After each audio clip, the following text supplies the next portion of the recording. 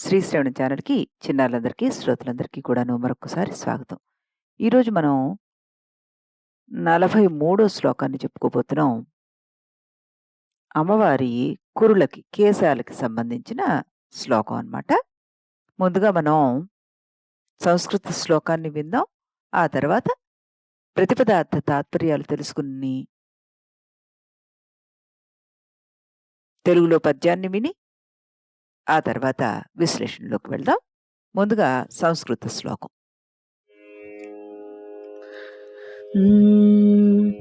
धुनोतु ध्वन्तं न स्तुलितदलितेन्दिवरवनं घनस्निग्धश्लक्ष्णं चुकुरनिकुरुम्बं तव शिवे यदीयं सौरभ्यं सहजमुपलब्धुं सुमनसो वसन्त्यस्मिन्मन्ये वलमथन वाटे विटपिना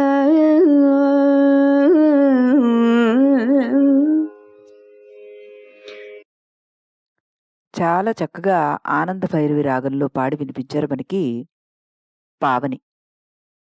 మరొక్కసారి ఆ అమ్మాయికి ఆశీస్సులు తెలియజేస్తూ, అభినందనలు తెలియజేస్తూ మనం శ్లోక ప్రతిపదార్థాన్ని తెలుసుకుందాం. శివే, ఓ పార్వతి, తవ, నీ యొక్క, చికుర నికురుంబం అంటే కేశ సముదాయం, దళిత వికసించిన, ఇందీవర నల్ల కలువల వలె, వనం సముదాయము, ఘన మేఘము వలె, స్నిగ్ధ నునుపుగాను, శ్లక్ష్ణం అంటే మృదువుగా ఉన్న, తులిత పోల్చదగినది, నహ మా యొక్క అంటే ఇది షష్ఠీ విభక్తి ప్రయోగం అన్నమాట. ఇక్కడ ద్వాంతం అజ్ఞానం అనే చీకటిని, దున్ ధునోతు పోగొట్టుగాక, యదీయం నీ కురుల యొక్క, సహజం సహజముగా ఉన్న, సౌరభ్యం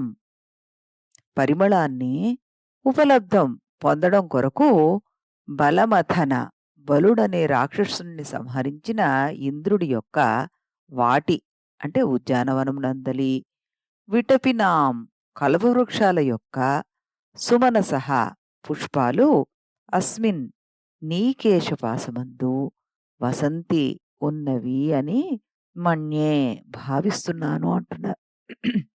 భావిస్తున్నాను అంటున్నారు శంకరుల వారు. ఇప్పుడు దీనికి మనం గనక తాత్పర్యాన్ని తెలుసుకుంటే, ఇక్కడ అర్థం చెప్పుకుంటే మనకేమిటొస్తుంది? ఓ పార్వతీమాత, వికసిస్తున్న నల్ల కలువల సమూహంలాగా, కారు మబ్బుల్లాగా దట్టమైన చిక్కనైన సుగంధ తైలాలతో కూడుకున్న దానిలాగా మెత్తగా ఉన్న నీ కురులు మా యొక్క అజ్ఞానాన్ని తొలగించుగాక.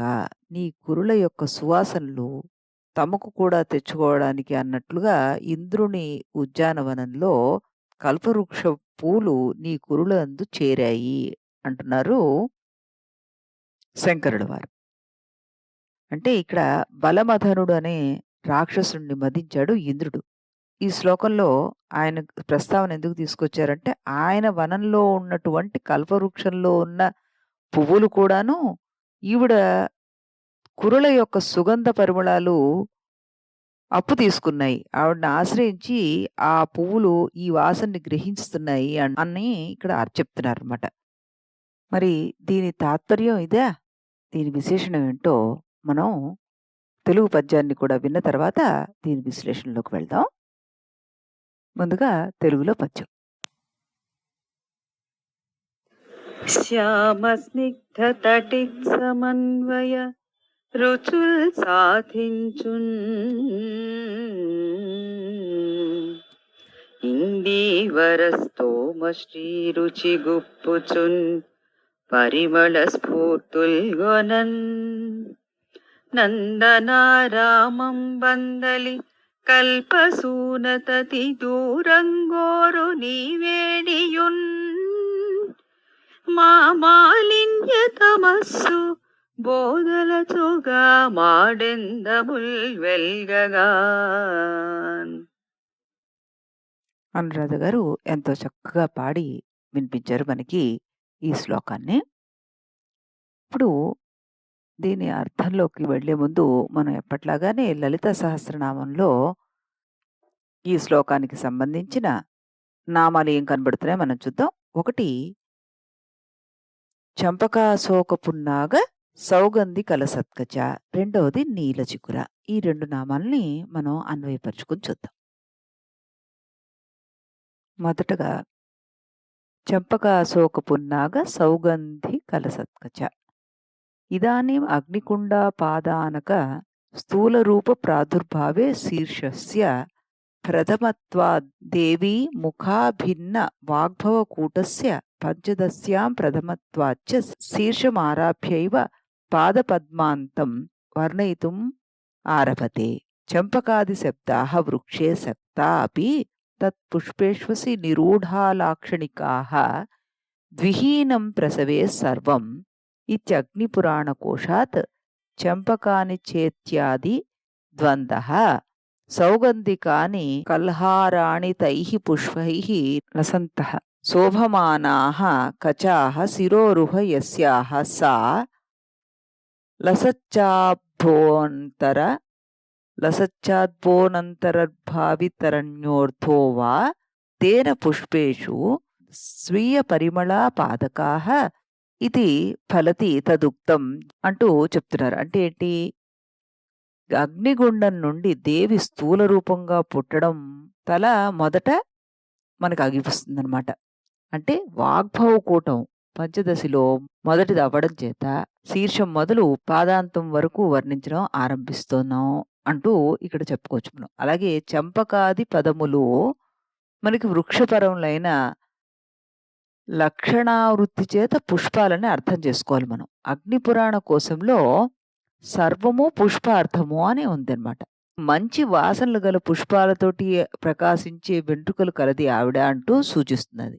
లసత్ అనే పదం అంతర్భావితన్యార్థంగా భావించిన ఆ పుష్పాలలో తన పరిమళాలను ఉంచిన వెంట్రుకలనే ఫలితార్థం పువ్వుల వాసనలతో పరిమళిస్తూ కాంతులను విరజిమ్ముతున్న అమ్మవారి కబరీబంధం మనలోని అజ్ఞాన తిమిరాన్ని తరిమి ప్రజ్ఞానవంతుల్ని చేస్తుంది అని, కబరీబంధ దర్శనం మన కర్మబంధ వినాశనానికి దారితీస్తుందని ఇక్కడ తాత్పర్యం. దేవతను పూజించేటప్పుడు పాదాల నుంచి మొదలుపెట్టి మనం పూజిస్తుంటాం. కానీ ఈవిడ పుట్టుకలో శీర్షం మొదలుగా ఆవిర్భవించింది కనుక శిరస్సు వర్ణనతోటి మనం ప్రారంభిస్తున్నాం. సహస్ర శీర్ష పురుషాహ అనే చోట మొదట శిరమే తెలపబడుతుంది మనకి.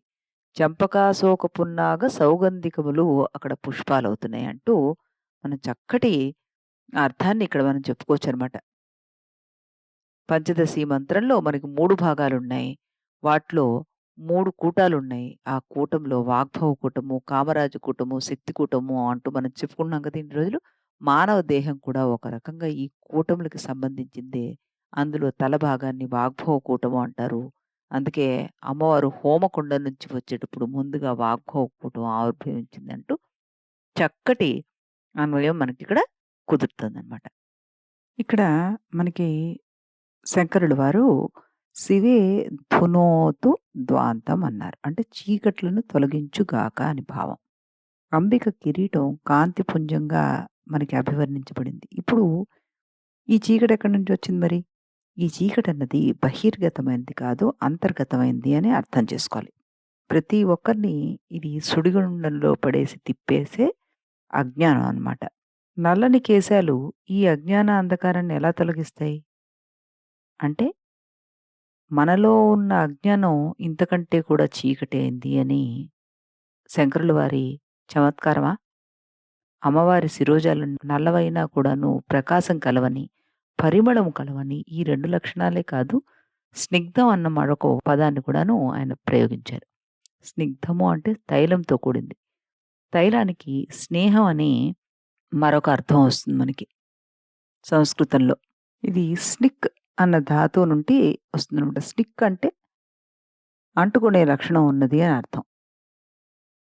అంటే స్నేహం ఉద్భవిస్తోంది అంటే ఈవిడ కురులు మనకి ప్రకాశాన్ని, స్నేహాన్ని, మృదుత్వాన్ని, పరిమళాన్ని అలాంటి లక్షణాలన్నిటిని మనకిచ్చి ఈ అజ్ఞానం అనే చీకటిని తొలగిస్తోంది అని అర్థం చేసుకోవాలి. ఇంతే కాకుండా ఇక్కడ మరొక పదం యూజ్ చేశారు శ్లక్ష్ణం అని.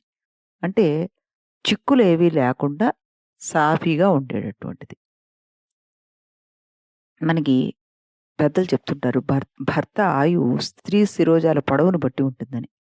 అమ్మవారి కేశ సౌందర్యంలో దాగిన ఈ రహస్యాన్ని కూడాను ఇక్కడ శంకరుల వారు మనకి ప్రతిపాదించారనమాట. అలాగే ఇక్కడ మరొక పదాన్ని కూడా మనకి వాడారేంటి విటపీనాం అని. ఇంద్రుని వనంలో చెట్లకు సంబంధించిన విటప అనే వృక్షం అనమాట.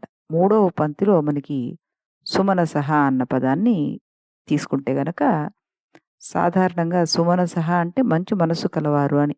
ఈ పదం సుమనస్సు అంటే పువ్వు అని కూడా ఒక అర్థం వస్తుంది.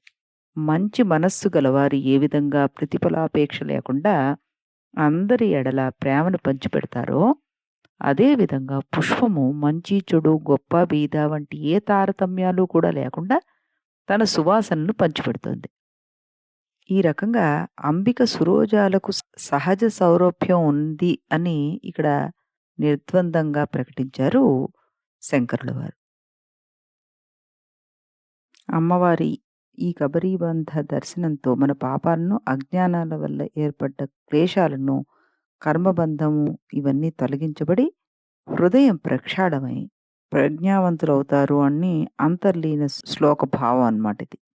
అంటే జన్మల తరబడి గట్టిపడ్డ పీఠపుడి ఈ గర్భబంధం దేవి దర్శనంతోటి అది పూర్తిగా విడిపోయి అజ్ఞాన దూరులమై ప్రజ్ఞావంతులమవుతాం మనం అంటూ ఈ కబరీబంధ దర్శనానికి అర్థాన్ని చెప్తున్నారు భగవత్పాదుల వారు. అలాగే ఈ శ్లోకంలో మనం గనక యంత్రాన్ని తీసుకుంటే ఇది అష్టత్రిశూల సహితమైన సమచతురస్రము శ్రీం బీజయుక్తమైనదనమాట. ఈ శ్లోకాన్ని గనక మనం పఠిస్తే మనకి జనప్రియత్వం లభిస్తుంది అంటారు పెద్దలు. మళ్ళీ మనం ఎప్పుడు చెప్పుకున్నట్టుగానే ఈ బీజాక్షరాన్ని గాని, ఈ యంత్రాన్ని గాని దేన్ని మనంతట మనం ప్రాక్టీస్ చేయకూడదు. మళ్ళీ మనం రేపు ఇదే సమయానికి ఇదే ఛానల్‌లో కలుద్దాం. అంతవరకు సెలవు.